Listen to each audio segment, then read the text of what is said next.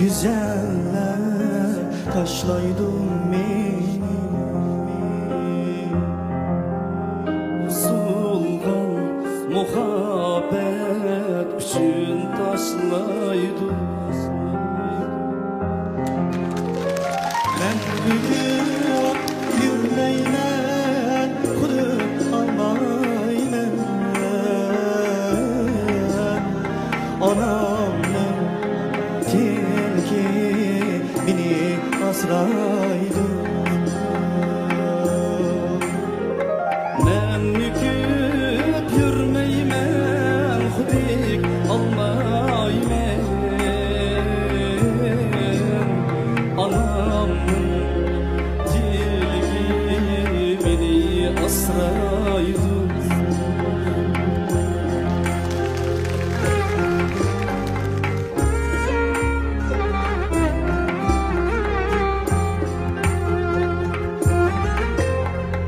Bir günü dostlarım taşlaydı beni.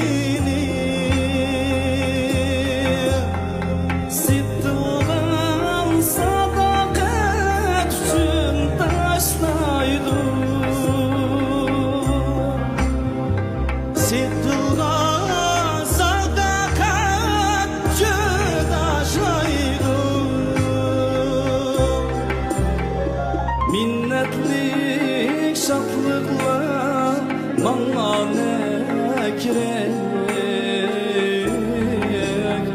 anamın tilgimini asraydı. Minnetlik şatlıklar bana ne gerek, anamın tilki beni asraydı.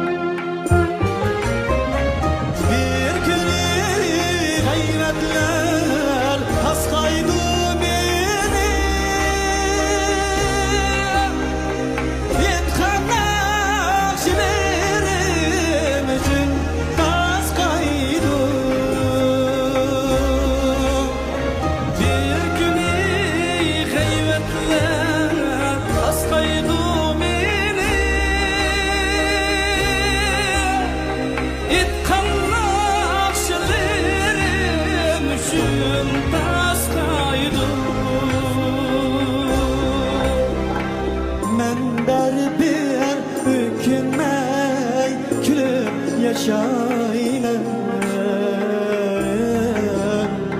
anamın tilki mini asraydı. Ben bir hükümey külüp yaşaymen anamın tilki mini asraydı. Anamın tilgimini asraydı.